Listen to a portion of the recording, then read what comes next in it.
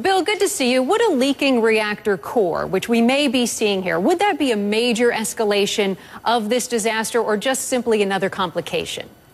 It's probably a major escalation. Now, if it's not the core that's cracked, it's some plumbing, some pipes that lead into it. Just when you get this kind of radioactivity level going up so fast, it's probably plutonium. Now, this sounds like science fiction, and it kind of is. You transmute uranium into plutonium by giving it a jolt. You change some neutrons into protons, and it becomes fantastically radioactive. And also, Glenn Seaborg himself, a guy who won a Nobel Prize for creating plutonium, told me that it's toxic. It's very poisonous. Yeah, so what is it about plutonium? So if this stuff gets in the water... What's the extra risk about plutonium? It's just especially active chemically, and it's especially radioactive.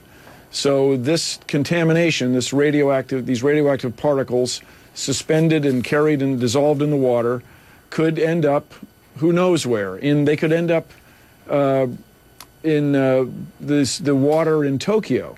They could end up on farm fields. They can end up spreading all over the area where workers are trying to cool this thing off. So is there any turning back here? I mean, can they go about in any way repairing this cracked containment vessel which houses the core?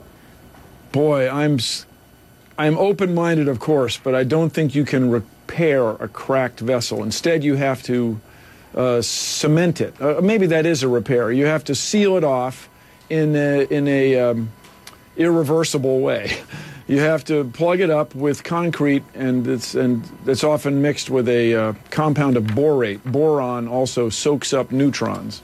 And so this is what they did at Chernobyl in an extraordinary fashion with helicopters. So but I think everybody here is hoping they can do it.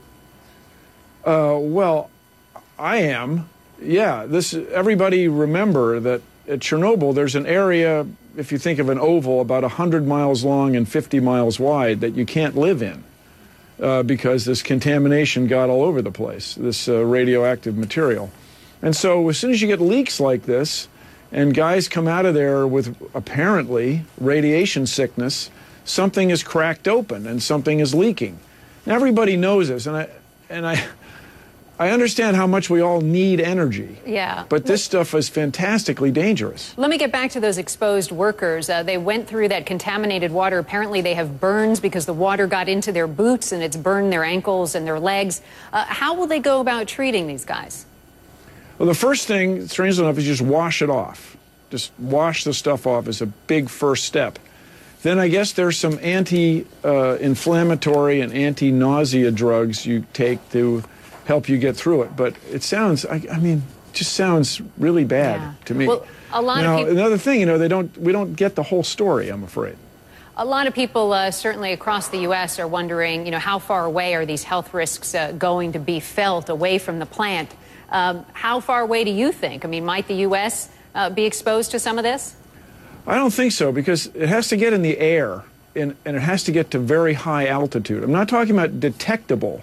We have exquisite instruments for detecting very small amounts of radiation. They're used in all sorts of mining, and they're used in spacecraft and so on.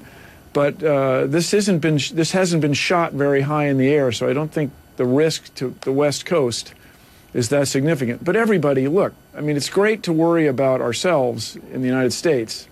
These people have had their villages wiped away, all their ancestors gone, their family gone.